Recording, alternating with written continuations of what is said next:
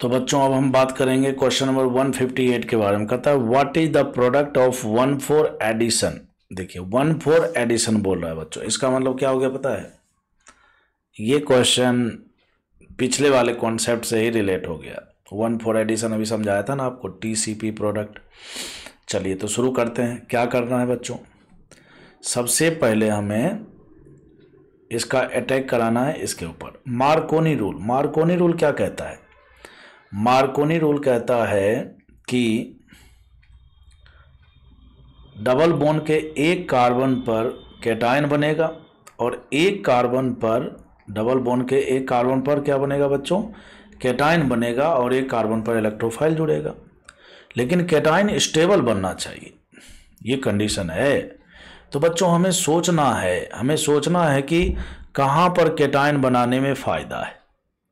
चलिए तो ऐसा करते हैं, रफ में दोनों काम कर लेते हैं,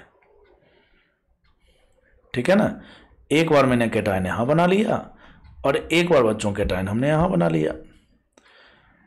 ये वाला कैटायन बच्चों देखो रेजोनेंस स्टेबल है, देखो पाई सिग्मा पॉजिटिव, जबकि यहाँ पर क्या है बच्चों? केवल हाइपर कंजुगेशन होगा। तो रेजोनेंस और हाइपर कंजुगेशन में ज़्यादा स्टेबल कौन सा होगा? रेजोनेंस वाला होगा ना।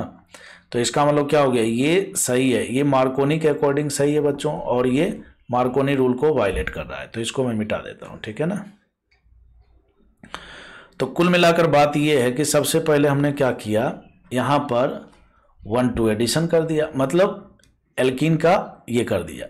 अगर मैं इसको 1 बोल दूं और इसको मैं 2 बोलूं, इसको मैं 3 और इसको मैं 4 बोलूं, ठीक है ना। तो अभी कुछ देर पहले मैंने समझाया भी था आपको कि 1,4 एडिशन वाला सिचुएशन कैसे जनरेट होता है। अगर यही रिएक्शन लो टेम्परेचर पर पूछता है ना बच्चों, तो Cl का अटैक यहीं पर करा देते, 1,2 एडिशन प्रोडक्ट बन जाता कि नहीं। लेकिन हमें तो 1,4 एडिशन वाला प्रोडक्ट चाहिए, तो सबसे पहले हमें क्या करना पड़ेगा? रेजोनेंस करवाना पड़ेगा। तो जब हम रेजोनेंस कराएंगे बच्चों, तो ये कार्बोकैटायन ऑटोमेटिक 4th पोजीशन पर पहुंच जाएगा। देखो ये कार्बोकैटायन बच्चों यहाँ पर पहुंच गया। अच्छा ये कैसे पता लगता है 4th पर पहुंचा कि नहीं? तो बच्चों ये 1 है, जहां से कंजुगेशन सिस्टम स्टार्ट होता है ना, वहां से हम नंबरिंग करते हैं ना, 1 2 3 और 4। तो बच्चों 1 2 3 और 4, तो जो कुछ बचा कुचा रह गया होगा कसर पिछले क्वेश्चन के सॉल्यूशन में, वो देखो यहाँ पर पूरा हो गया है ना। 1,2 एडिशन 1,4 एडिशन, अब तो आपको और क्लियर हो गया होगा बच्चों।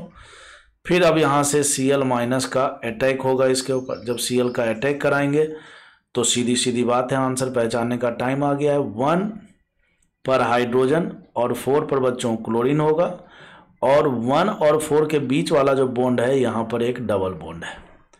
तो ये तो होगा नहीं, ये तो गलत ही हो गया सीधा सीधा।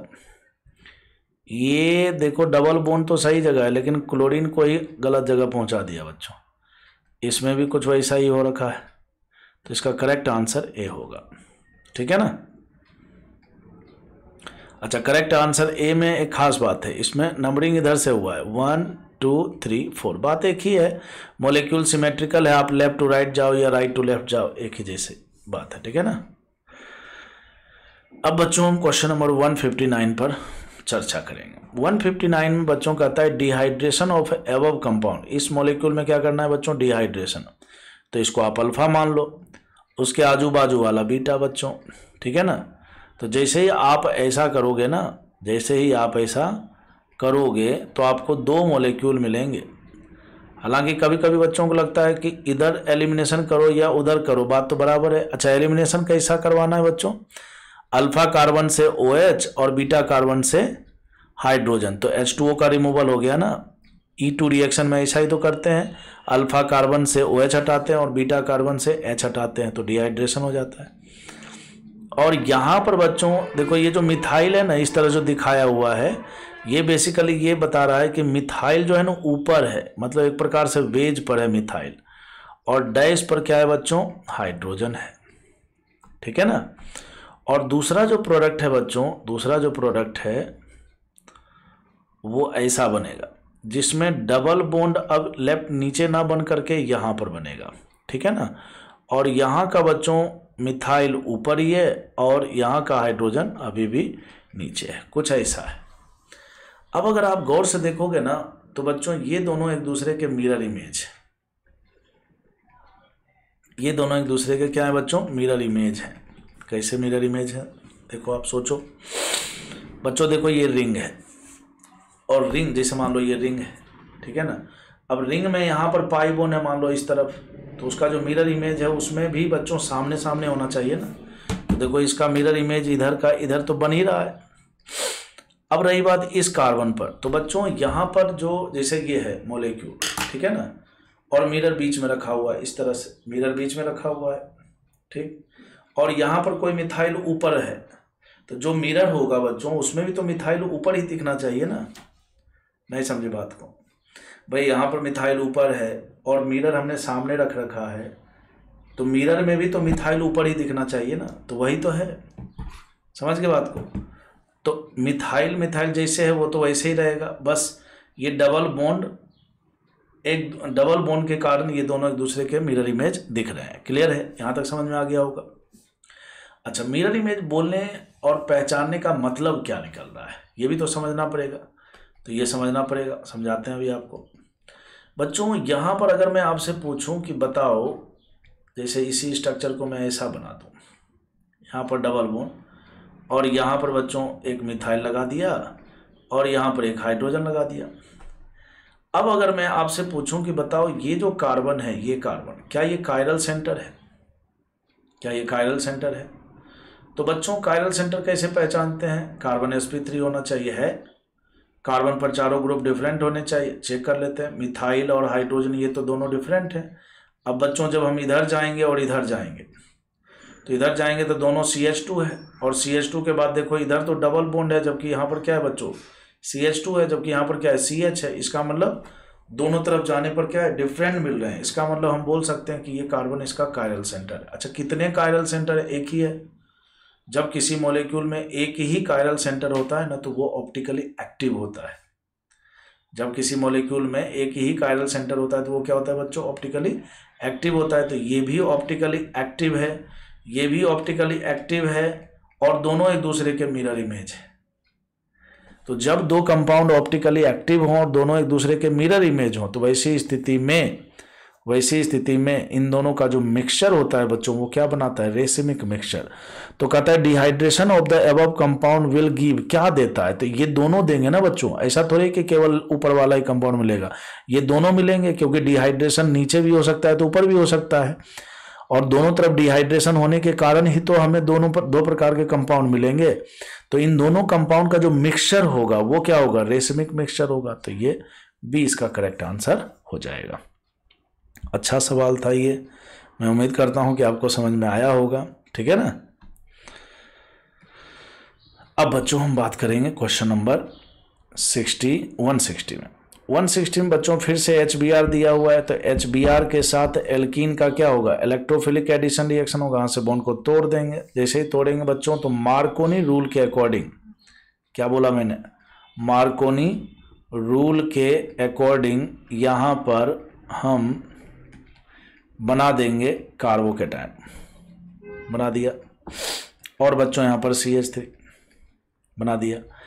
अब बच्चों इसके ऊपर Br का अटैक होगा। देखो एक बात हमेशा आपको ध्यान रखना है, मैंने आपको बताया है पहले भी, फिर से बता देता हूँ। जब भी आप इस बात को लिख भी लीजिए कॉपी में, जब भी sp2 carbon sp3 chiral carbon में बदलता है,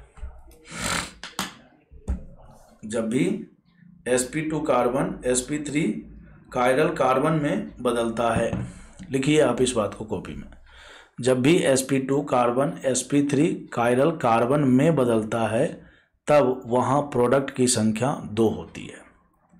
तब वहाँ प्रोडक्ट की संख्या कितनी होती है बच्चों, 2 होती है, ठीक है ना। देखिए अब बच्चों जैसे ही ये इसके ऊपर अटैक करेगा, देखो ये कार्बन कैसा है, कार्बोकेटायन है, तो इसका मतलब sp2 हाइब्रिडाइज्ड है, और जैसे ही Br इसके साथ जुड़ेगा तो ये sp3 बनेगा बच्चों। तो sp3 बनेगा, तो देखो एक बार मैं बना करके बताता हूँ। सबसे पहला नंबर देखो, ये जो लाइन खींचा हुआ है ना, ये फीसर बनाया हुआ है, और फीसर में बच्चों इस तरह जो HCl लिखा हुआ है ना, Cl राइट हैंड साइड में और H लेफ्ट हैंड साइड में, ठीक है ना। कायरल सेंटर पर जब Cl राइट में फिक्स कर दिया और H को लेफ्ट में फिक्स कर दिया, तो वहाँ कन्फिगरेशन फिक्स हो गया, आप उसको बदल नहीं सकते, इसलिए हमने भी नहीं बदला। ये जब भी मैं लिख रहा हूँ तो ऐसे ही लिख रहा हूँ, ठीक है ना। बट यहाँ पर अभी कोई कन्फिगरेशन वाली बात नहीं, यहाँ पर CH में Br जोड़ देंगे और फिर बच्चों CH3। अब सोचने वाली बात यह है कि अभी जैसा कि मैंने आपको बताया था, जब जब भी sp2, देखो ये वाला कार्बन कैसा था, sp2 था, ये कार्बन कैसा बना, sp3, और sp3 तो बना ही, और तो और कायरल सेंटर भी बना। तो आप इस बात को कॉपी में लिख लीजिए, जब भी sp2 sp3 कायरल कार्बन में बदलता है तो वहां पर बनने वाले प्रोडक्ट की संख्या 2 होती है। क्यों होती है 2, ये भी समझा देते हैं आपको। 2 प्रोडक्ट होने के पीछे कारण है। कारण ये है बच्चों कि जैसा कि ये कायरल सेंटर बन चुका है, कायरल सेंटर बन चुका है, और हमें पता है कि जब जब भी किसी मॉलिक्यूल में कायरल सेंटर जनरेट होता है तो हम उसको फिशर प्रोजेक्शन के रूप में रिप्रेजेंट कर सकते हैं। तो बच्चों हम इसको फिशर के रूप में बदलेंगे। यहाँ पर HCl दे दिया, CH2 CH3 दे दिया, ठीक है ना, और बच्चों यहाँ पर H और यहाँ पर Br दे दिया, और फिर CH3, एक तो ये, और दूसरा बच्चों HCl को नहीं बदलेंगे, ये तो जैसे वैसे ही। एक पॉसिबिलिटी ये भी तो है ना बच्चों कि यहाँ पर H राइट में हो और Br लेफ्ट में हो, और CH3 नीचे तो खैर रहेगा ही। ये 2 पॉसिबिलिटी है। वो जो मैंने बोला था ना कि जब भी sp2 carbon sp3 chiral carbon में बदलता है तो बनने वाले प्रोडक्ट की संख्या 2 होती है, तो वो यही 2 प्रोडक्ट है ना। कायरल सेंटर को जब हम फिशर के रूप में रिप्रेजेंट करेंगे तो एक बार Br राइट में रहेगा और एक बार Br लेफ्ट में रहेगा। तो Br के राइट में जाने और लेफ्ट में जाने का मतलब यह हो गया कि वहाँ पर हमें कन्फ्यूजेशन डिफरेंट मिलेगा ना, एक में R कन्फ्यूरेशन, एक में S कन्फ्यूरेशन। खैर उतना हमें डिटेल में जाना नहीं, कुल मिलाकर बात यह है कि यहाँ पर हमें 2 प्रोडक्ट मिलेंगे। अब ये जो दोनों प्रोडक्ट मिले बच्चों, ठीक है ना, हमें चेक कर लेना है कि क्या ये दोनों एक दूसरे की मिरर इमेज है। हो ही नहीं सकते। एक और ट्रिक बता रहा हूँ, जब भी किसी मॉलिक्यूल में 2 कायरल सेंटर हो, जब भी किसी मॉलिक्यूल में 2 कायरल सेंटर हो और एक कायरल सेंटर पर कन्फ्यूरेशन फिक्स हो, जब भी मॉलिक्यूल में 2 कायरल सेंटर हो और एक कायरल सेंटर पर कन्फ्यूरेशन फिक्स हो और एक कायरल सेंटर पर कन्फ्यूरेशन बदले, जब भी किसी मॉलिक्यूल में एक कायरल सेंटर पर कन्फ्यूरेशन फिक्स हो, जैसा कि क्लोरीन वाले पर फिक्स है, और एक कायरल सेंटर पर कन्फ्यूरेशन बदले, एक बार राइट में Br चला गया, एक बार लेफ्ट में Br, तब दोनों मॉलिक्यूल एक दूसरे के डाई स्टीरियोमर होंगे हमेशा। जब भी किसी मॉलिक्यूल में 2 कायरल सेंटर हो, एक कायरल सेंटर पर कन्फ्यूरेशन फिक्स हो और एक कायरल सेंटर पर कन्फ्यूरेशन बदले, तो वैसी स्थिति में दोनों कंपाउंड एक दूसरे के डाइस्टीरियोमर होते हैं। बोले तो उस कंपाउंड का जो प्रोडक्ट प्राप्त होता है वो हमें डाइस्टीरियोमेरिक मिक्सचर के रूप में प्राप्त होता है। तो देखिए क्वेश्चन में क्या कहता है, what is the stereochemistry of the product. तो दोनों एक दूसरे के क्या है बच्चों, डाइस्टीरियोमर है ना। तो ये हो गया करेक्ट आंसर, इसका सी होगा। मैं उम्मीद करता हूँ कि आपके कॉन्सेप्ट क्लियर भी हुए होंगे, आपको मज़ा भी आया होगा, ठीक है ना। आपको ये क्वेश्चन समझ में आया कि नहीं आया आप ज़रूर बताया कीजिए, ठीक है ना, अगर आप बताना चाहते हैं तो।